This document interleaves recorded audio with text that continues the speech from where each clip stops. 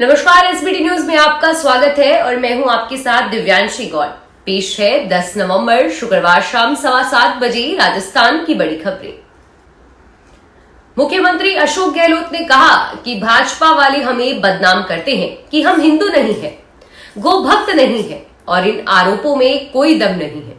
गायों के लिए सबसे ज्यादा काम और सबसे ज्यादा अनुदान हमने दिया है। ओपीएस से कर्मचारियों को राहत दी है और अगली बार हम कानून बनाएंगे जिससे कोई ओपीएस को खत्म नहीं कर पाएगा। गहलोत शुक्रवार को बाली के गणगौर मैदान में कांग्रेस प्रत्याशी बद्रीराम जाखड़ के समर्थन में चुनाव सभा को संबोधित कर रहे थे। उन्होंने कहा कि मुझसे जो मांगा गया मैंने मना नहीं किया।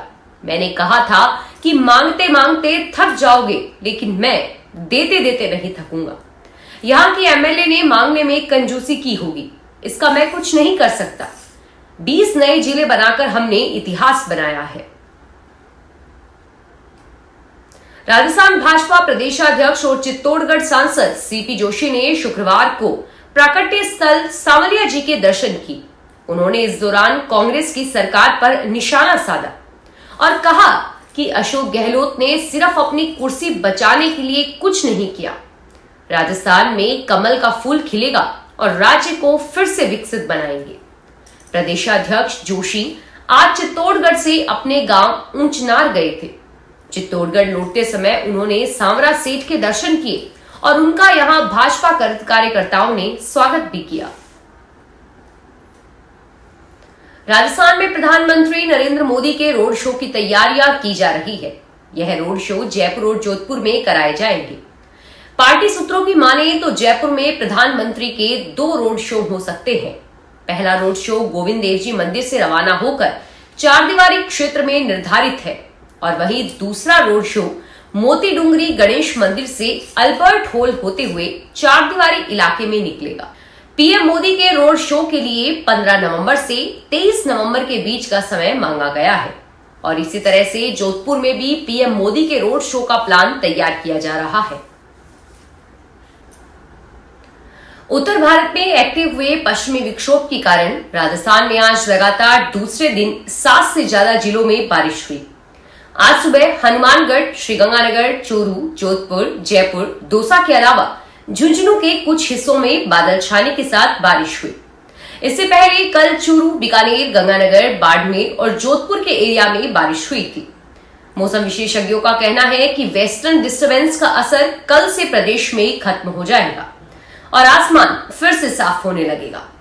पिछले 24 घंटे की स्थिति देखें तो चूरू जिले के सुजानगढ़, सरदार शहर, तारानगर, रतनगढ़ समेत कई इलाकों में 5 mm तक बरसात हुई। जोधपुर के फलोदी, बीकानेर के पुंगल, नोखा, गंगानगर के रायसी नगर में भी बारिश हुई और उधर जयपुर और दौसा जिलों में भी कई इलाकों में हल्की बारिश हुई। जैसलमेर के भी कुछ एरिया में हल्की बूंदाबांदी हुई। जम्मू कश्मीर के विश्व प्रसिद्ध पर्यटन स्थल गुलमर्ग में सीजन की पहली बर्फबारी हुई है। पीर की गली, जोजिला और गुलमर्ग समेत कश्मीर घाटी के ऊंचे इलाकों में ताजा बर्फबारी की सूचना है, जबकि निचले इलाकों में बारिश हो रही है। ताजा बर्फबारी से कश्मीर में मौसम का मिजाज एक बार फिर बदल गया है। पहाड़ी इलाकों में कल रात से भारी बर्फबारी हो रही है, जबकि मैदानी इलाकों में लगातार भारी बारिश के कारण तापमान में काफी गिरावट दर्ज की गई है। मौसम विभाग के अनुसार अगले 24 घंटों तक मौसम अस्थिर रहने की उम्मीद है। मध्य प्रदेश के 17 जिले में राहुल गांधी ने कहा कि मैं भारत जोड़ो यात्रा के दौरान गरीब किसान सभी से मिला। जहां भी बीजेपी की सरकार थी, वहां युवाओं ने मुझसे एक ही बात कही कि हम बेरोजगार हैं। राहुल सुबह विशेष विमान से सतना पहुंचे। कार्यकर्ताओं से मुलाकात के बाद वे बीटीआई मैदान पर पहुंचे।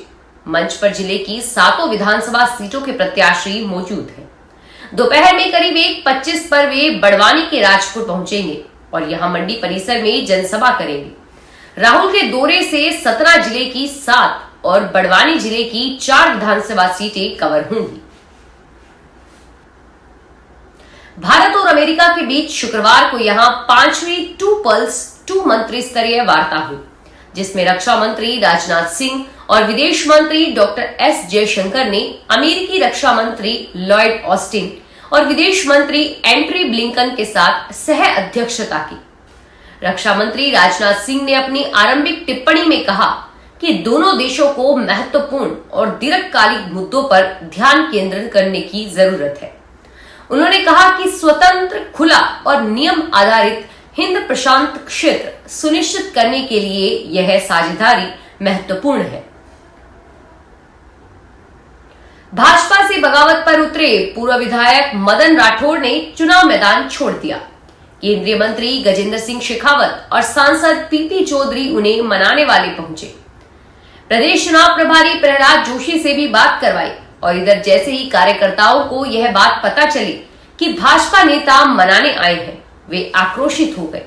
काफी देर तक राठौड़ के कार्यालय पर बवाल भी हुआ और इसके बाद राठौड़ ने अपना नामांकन पत्र वापस ले लिया। ऐसे में सुमेरपुर में अब भाजपा और कांग्रेस के बीच सीधा मुकाबला तय हो गया है। हाईकमान के निर्देश पर जल शक्ति मंत्री गजेंद्र सिंह शेखावत चार्टर विमान लेकर सीधे सिरोही पहुंचे और सिरोही से सुमेरपुर आए। इसका पता चलने पर राठौड़ समर्थकों ने काफी देर तक नारेबाजी की। जयपुर में आईटी विभाग की टीम को आज गणपति प्लाजा के लॉकर से 75 लाख रुपए कैश मिला। दरअसल आईटी की टीम 29 अक्टूबर से इस लॉकर के मालिक की तलाश कर रही थी और 12 दिन के बाद भी कोई जिम्मेदार सामने नहीं आया। यह लॉकर किसका है? इस मामले को लेकर लॉकर एजेंसी के मालिक से भी पूछताछ की गई और उनकी ओर से कोई जवाब नहीं दिया गया। इसके बाद शुक्रवार को आईटी की टीम में कटर लेकर गणपति प्लाजा स्थित रोयला सेफ्टी वॉलेट्स में पहुंची। लोकल को कटर से काटकर पैसों को निकाला गया। जयपुर के गणपति प्लाजा में बने लॉकर्स की आयकर अधिकारी लगातार जांच कर रहे हैं। 29 अक्टूबर शनिवार को सर्च के दौरान एक लॉकर से आयकर के अधिकारियों को 4.5 किलो का सोना मिला था। 2 दिन बाद दीपावली है, लेकिन पाली में नगर परिषद के करीब 800 कर्मचारियों और सफाई कर्मियों को सैलरी और बोनस अभी तक नहीं मिला। इससे नाराज होकर शुक्रवार को उन्होंने नगर परिषद में एकत्रित होकर विरोध जताया। उन्होंने कहा कि बिना बोनस सैलरी पर कैसे दीपावली मनाएंगे। दरअसल चुनाव के चलते इस बार पाली नगर परिषद और सफाई कर्मियों को अक्टूबर महीने की सैलरी अभी तक नहीं मिली। इसके साथ ही उन्हें दीपावली के बोनस का भी इंतजार है और 2 दिन बाद दीपावली है। बहुजन समाज पार्टी की एकमात्र स्टार प्रचारक मायावती भी राजस्थान विधानसभा चुनाव प्रचार अभियान में उतरने जा रही है। उनके प्रदेश में चुनावी दौरे का कार्यक्रम फाइनल करके घोषित कर दिया गया है। जारी हुए कार्यक्रम के अनुसार मायावती अपने 4 दिन के दौरे में कुल 7 सभाओं को संबोधित करेगी। बसपा सुप्रीमो मायावती का प्रदेश दौरा 17 नवंबर से शुरू होगा, जो 20 नवंबर तक जारी रहेगा। इस दौरान 4 दिन तक हर दिन अलग अलग जगहों पर जनसभाएं होंगी। 17 नवंबर धौलपुर और नदबई, 18 नवंबर को बानसूर, 19 नवंबर को करौली और गंगापुर, 20 नवंबर खेतड़ी और लाडनूक में सभा होगी। राजसमंद में कलेक्ट्रेट एनआईसी वीसी रूम में चुनाव पर्यवेक्षकों की उपस्थिति में मतदान दलों, आरक्षित मतदान दलों, पीडब्ल्यूडी मतदान दलों, माइक्रो ऑब्जर्वर्स, होम वेटिंग पार्टियों का द्वितीय रेंडमाइजेशन किया गया। राजसमंद विधानसभा क्षेत्र के लिए नियुक्त general observer Karma R Bonpo, Nathdwara विधानसभा क्षेत्र के लिए नियुक्त जनरल ऑब्जर्वर डीसी नेगी तथा भीमोर कुंभलगढ़ विधानसभा क्षेत्र के लिए नियुक्त general observer doctor Vinod Kumar की उपस्थिति में द्वितीय रेंडमाइजेशन हुआ। इस अवसर पर जिला निर्वाचन अधिकारी नीलाभ सक्सेना, जिला परिषद सीईओ राहुल जैन, उप जिला निर्वाचन अधिकारी नरेश बुनकर, जिला सूचना एवं विज्ञान अधिकारी प्रेम शंकर चौबिसा मौजूद थे। दीपावली पर्व पर वाणिज्य कर विभाग की निर्वाचन व्यय अन्वेषण टीम चेकिंग का लगातार अभियान चला रही है। दोनों जिलों में विभाग के अधिकारियों ने बीते 3-4 दिनों में 3181 वाहनों की जांच की और इनमें से 122 वाहनों में 2 करोड़ 80 लाख की अनुमानित सामग्री पर 90 लाख का टैक्स और जुर्माना वसूल किया है। अतिरिक्त आयुक्त बलवंत सिंह ने बताया कि दीपावली सीजन एवं विधानसभा चुनाव के मद्देनजर वाहनों की जांच निर्वाचन विभाग के निर्देशन में वाणिज्य कर विभाग की निर्वाचन व्यय अनुवीक्षण टीम द्वारा की जा रही है। मध्य प्रदेश विधानसभा चुनाव के लिए सत्तारूढ़ दल भारतीय जनता पार्टी का घोषणा पत्र यहां शनिवार को पार्टी के राज्याध्यक्ष जेपी नड्डा द्वारा जारी करेंगे। एमपी प्रदेश भाजपा की ओर से आज यहां जारी की गई जानकारी के अनुसार भाजपा ने इसे संकल्प पत्र का नाम दिया है। नड्डा पार्टी के अन्य वरिष्ठ नेताओं की मौजूदगी में 11 नवंबर को दिन में पत्रकारों के समक्ष संकल्प पत्र जारी करेंगे।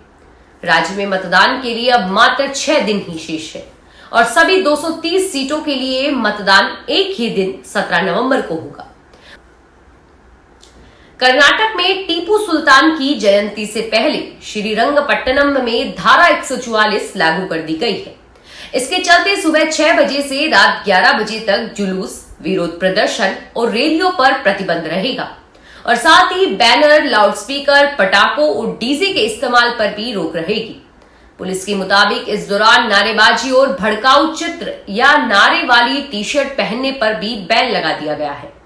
श्रीरंगपट्टनम में टीपू सुल्तान की कब्र है। फिलहाल इस बुलेटिन में इतना ही और फिर हाजिर होंगे तमाम बड़ी खबरों के साथ। धन्यवाद।